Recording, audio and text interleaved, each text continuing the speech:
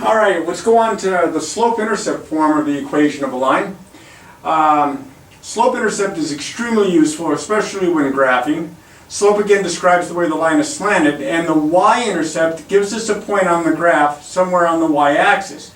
Notice here that the y-intercept 0, comma b, where b is some real number. Slope is m. This is everybody's favorite, the slope-intercept form of the equation of a line. I have 4 examples here. As you can see in this first one, m is 1/2, my slope is up and to the right, and my y-intercept is at 0, 1. Don't forget, it's an ordered pair. Here it's a little tricky because there's no number in front of the x, but it's understood to be a 1. So my slope is positive 1, which I can think of as 1 over 1 if I want to think of it as a ratio. And my y-intercept is at 0, negative 4. Here, this one doesn't have a constant term. So it's like if it was a plus 0 here, right? And this is like a negative 1 for the slope, so my slope is negative 1, and my y-intercept is the origin, 0, 0.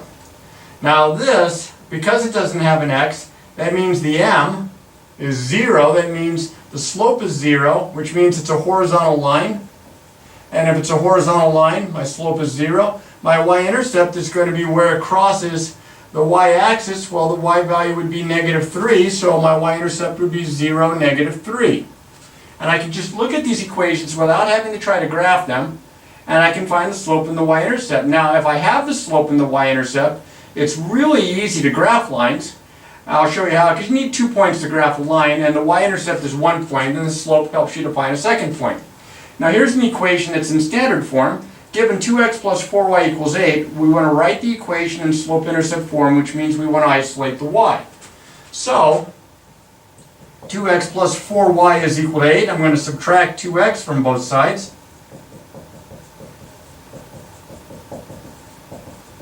And I have 4y is equal to 8 minus 2x. Now, I'm not going to write it as 8 minus 2x. I want the x term first, so I'm going to write this as negative 2x plus 8. Now to get the y by itself, I have to divide by 4, both sides, every term. And I have y is equal to negative 2x over 4. Negative 2 over 4 is negative 1/2 x, and 8 divided by 4 is 2. Well, that tells me right away, part B, the slope is negative 1/2, and the y-intercept is 0, 2. And then it says graph this line using the slope and the y-intercept. Well, if my y-intercept's at 0, 2, you start with graphing the y-intercept, and then you use the slope and rise over run to determine a second point. Now I know my line is going to go down and to the right or up and to the left. My slope is negative 1/2. I'm going to think of this as negative 1 over a positive 2. Rise over run. My rise is negative 1, my run is 2. So that means down 1, right 2. So from here, I'm going to go down 1, then I'm going to go right 2, and I have a second point. This time I think I'll use my straight edge and try to graph this, since I didn't do a very good job before. And I'll graph this. Didn't do much better this time. We'll correct that. Oops. A little bit more on this end. I was so worried about to the right, I forgot to graph to the left. Anyway, the key here is to use the y-intercept first, graph that point, and then use your rise over run to find a second point. Hopefully not quite so big as the one I just drew. And draw the line through those 2 points.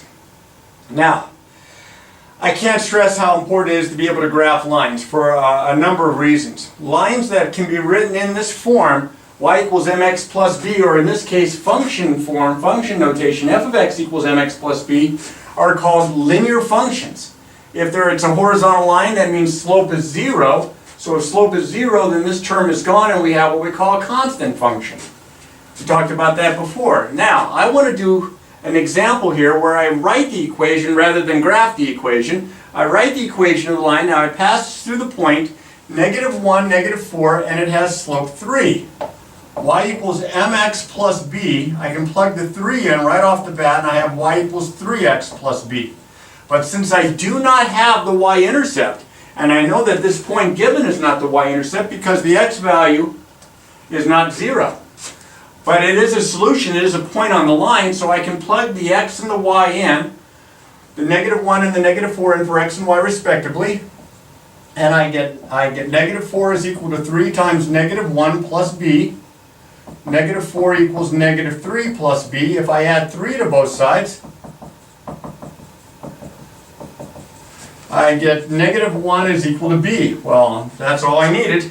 This is going to go right in there, and I'm going to have y equals 3x minus 1.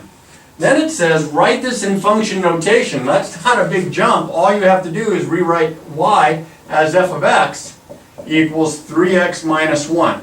The graph again is a line that has slope 3 and has y-intercept at 0, -1. In calculus, most of the functions that we deal with are not linear functions or constant functions. And sometimes, to see the behavior of a graph of a function, for example, if I have something along the lines like this, and I want to see what is going on between two x values. Well, the best that I can do until I learn a little bit of calculus is I can look at the secant line to the curve that goes through those 2 points that have those two x values and look at the slope of that. We call that slope of that line, that secant line, the average rate of change of this function y equals f of x. So that's what I'm going to introduce now, and we will use this a decent amount, and of course you're going to see it again in calculus coming up. Now, the average rate of change is nice, that's algebra. What we're going to look for in calculus later is the instantaneous rate of change. But for now, the average rate of change in a function, suppose you have points x1, f of x1, x2, f of x2, those are the x's and y's, of the points on a graph of f, like the example I've drawn. If f defines an interval, it's defined on the interval from x sub 1 to x sub 2, closed interval, including those points, then the average rate of value of your function f on that interval is the slope of the secant line containing those 2 points. It's just the slope formula.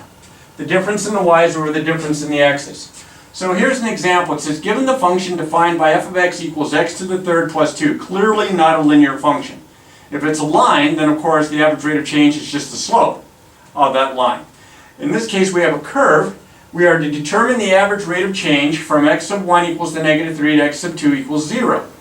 Well, I need to know the y values that go with this, so I'm going to find f of -3, and I'm going to find f of 0. If I plug -3 in, I have -3 to the third plus 2, -27 plus 2 is -25. If I plug 0 in, I have 0 to the third plus 2, and that's just 2.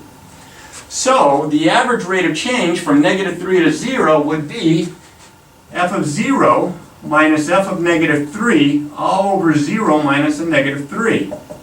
So that's going to be -25, excuse me, it's going to be 2 minus -25, and that's all over 0 minus a -3 is 3.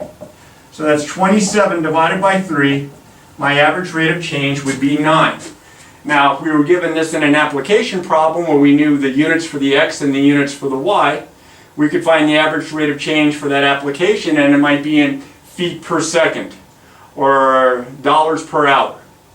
In this case, all we can do here is we can write that the average rate of change is 9. Now, this particular section finishes with how to use the graph of a line to solve equations and actually even inequalities. I think by now we should be able to solve an equation or inequality without the graph of a line. Let's go back to this guy. We have y equals -1/2 x plus 2. If I wanted to solve the equation -1/2 x plus 2 equals 0, I would just subtract 2 from both sides, and then I would multiply both sides by the reciprocal of negative 1/2. But we can also do this by looking at the graph. Now, I didn't draw a perfect graph, but when does the y value equal 0? Right here at 4. And you will find that x is equal to 4. Now, the other advantage is if you have an inequality, let's say we were looking for negative 1/2 x plus 2 is greater than 0. Well, that means the y values are greater than 0. That means the y values of these points here that are above the x-axis. That includes the x values less than 4, because those are the ones that have the y values up here. So this would end up solving x is less than positive 4. And you could do the same thing with a less than, or a less than or equal to, or a greater than or equal to. I'm not real keen on this with linears, but later on with more complicated functions, we can use the graph to help us to solve equations and inequalities. Remember, practice, practice, practice.